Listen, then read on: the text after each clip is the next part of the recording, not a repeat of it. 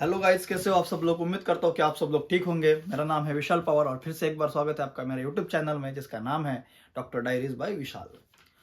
तो आज का वीडियो का सब्जेक्ट है कि बहुत से बच्चे बोलते हैं कि वहाँ पे एंट्रेंस एग्जाम क्या होगा, उसका सिलेबस क्या होगा, वगैरह वगैरह वगैरह। एंट्रेंस एग्जाम के रिलेटेड बहुत सी क्वेरीज आते हैं, कैसा होगा, क्या होगा, कौन से सब्जेक्ट होंगे, कैसे होंगे, एग्जाम ऑनलाइन होगा या ऑफलाइन होगा, वगैरह वगैरह। बहुत से क्वेरीज बच्चों के आते हैं। तो आज का पूरा वीडियो इसी सब्जेक्ट पे बेस रहने वाला है। तो वीडियो एंड तक ज़रूर देखना और मेरे चैनल को सब्सक्राइब करना भूलना मत, क्योंकि इससे क्या होगा कि मुझे इंस्पिरेशन मिलता है। मैं आपके लिए ऐसे नए नए वीडियोस लाता रहूँगा। तो सब्सक्राइब ज़रूर करना। मेरी आपके लिए आपको एक दिल से रिक्वेस्ट है कि मुझे सब्सक्राइब कीजिए। तो शुरू करते हैं आज का वीडियो। तो जो एंट्रेंस एग्जाम है, सबसे पहले एंट्रेंस एग्जाम जो होता है वो एमसीक्यू होता है, एमसीक्यू टाइप होता है। बहुत सी यूनिवर्सिटीज इसको ऑनलाइन लेती है, बहुत सी यूनिवर्सिटीज ऑफलाइन लेती है। आपको ऑनलाइन चालू होता है, कैमरा चालू होता है, लॉगिन डिटेल्स मिल जाती है आपको कंसल्टेंट के थ्रू या आपके मेल पे मिल जाएंगी। तो आपको क्या करना है, तो ये सारे लॉगिन डिटेल्स लॉगिन करके आपको एग्जाम के लिए अपेयर करना है। साथ में उसके डेस्कटॉप का जो कैमरा होता है वो ऑन होता है, इसलिए आपको कैमरा के सामने बैठ के एग्जाम देना पड़ता है। तो एमसीक्यू होंगे तो कौन से सब्जेक्ट के होंगे, तो mostly chemistry, biology and English, इस सब्जेक्ट पे ही एग्जाम होती है। इसमें फिजिक्स इंक्लूडेड नहीं होता। मोस्ट ऑफ द यूनिवर्सिटीज में फिजिक्स पे एग्जाम नहीं लेते हैं। केमिस्ट्री, बायोलॉजी एंड इंग्लिश, यही सब्जेक्ट पे आपकी एंट्रेंस एग्जाम होगी। बहुत से यूनिवर्सिटी तो ऐसी है जहाँ पे आपको केमिस्ट्री भी नहीं मिलेगी। कुछ कुछ यूनिवर्सिटीज है ऐसी जहाँ पे आपको सिर्फ बायोलॉजी और इंग्लिश, ये दो ही सब्जेक्ट होंगे एंट्रेंस एग्जाम के लिए।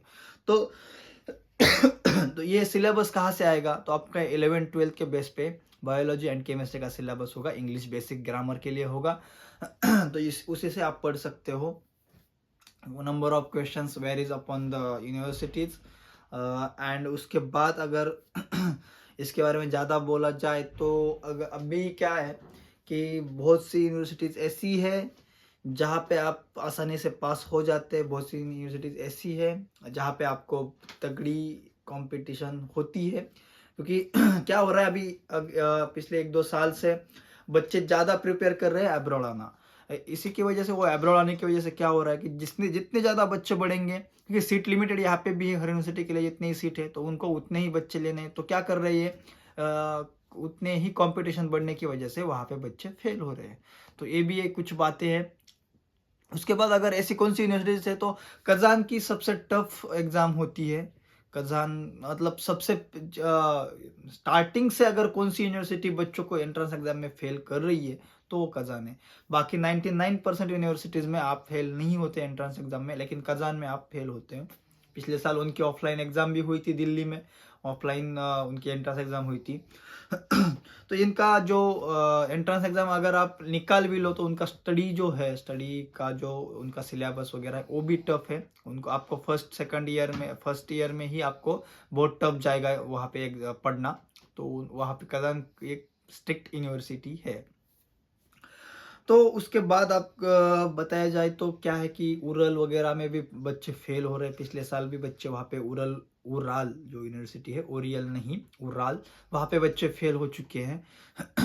तो ऐसे बहुत सी यूनिवर्सिटीज है जहाँ पे बच्चे फेल हो रहे हैं। बाकी क्रीमिया या कबार्डिनो ऐसी जो यूनिवर्सिटीज़ है वहाँ पे ऑफलाइन टेस्ट होती है। आपको यहाँ पे रशिया में आने के बाद आपको ऑफलाइन टेस्ट देनी पड़ती है। क्रीमिया में थोड़ी स्ट्रिक्ट होती है, कबार्डिनो में एक सिर्फ लेनी है इसलिए लेनी है, इस टाइप में होती है, एक फॉर्मेलिटी होती है। वहाँ पे बच्चे पास हो जाते हैं, लेकिन क्रीमिया में थोड़ी बहुत टफ हो सकती है। उसके बाद अगर पढ़ाई ना करे तो कैसे, मतलब क्या क्या कर सकते हैं हम कि ये एग्ज़ाम पास करें। तो मैं बेस्ट सबसे मेन बात कि आप पढ़ाई करके एग्ज़ाम पास कर सकते हो। और बहुत से ऐसे कंसल्टेंट है कि जो ये एग्ज़ाम्स हैंडल कर लेते हैं, खुद के ऑफिस में ही लॉग इन करके बच्चों को बिठा के उनके एग्ज़ाम ये पास करवा देते। तो ये भी एक चांस है। बहुत से कंसल्टेंट ऐसे करते हैं। तो कंसल्टेंट चूज़ करते समय भी ये सारी बातें आप याद रखिए कि ऐसे कंसल्टेंट चुनिए जो आपको एंट्रेंस एग्ज़ाम वगैरह में भी हेल्प करे। तो बाकी सारी चीज़ें आप देखिए और उसी के हिसाब से आप कंसल्टेंट वगैरह और यूनिवर्सिटी वगैरह चूज़ करें। तो ऐसी चीज़ें होती है। बेसिक सा मैंने एंट्रेंस एग्जाम के बारे में ओवरव्यू दिया है।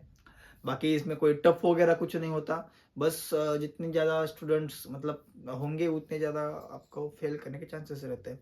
तो ये सारी चीज़ें हैं। मुझे लगता है कि मैंने सारे आपके डाउट्स इसमें से क्लियर कर दिए हैं। अगर कुछ बचा होगा या मैं मुझसे क्लियर करना रह गया हो तो आप मुझे व्हाट्सएप पे मैसेज कर सकते हैं, मेरा नंबर डिस्क्रिप्शन में दिया गया है या आप नीचे कमेंट भी कर सकते हो। आपका डाउट सॉल्व करने की मैं 100% ट्राई करूँगा। और मेरे चैनल को सब्सक्राइब करना भूलना मत। मुझे लाइक शेयर एंड कमेंट ज़रूर करना अगर आपको वीडियो पसंद आया तो। और मिलते हैं नेक्स्ट वीडियो में, तब तक के लिए बाय बाय।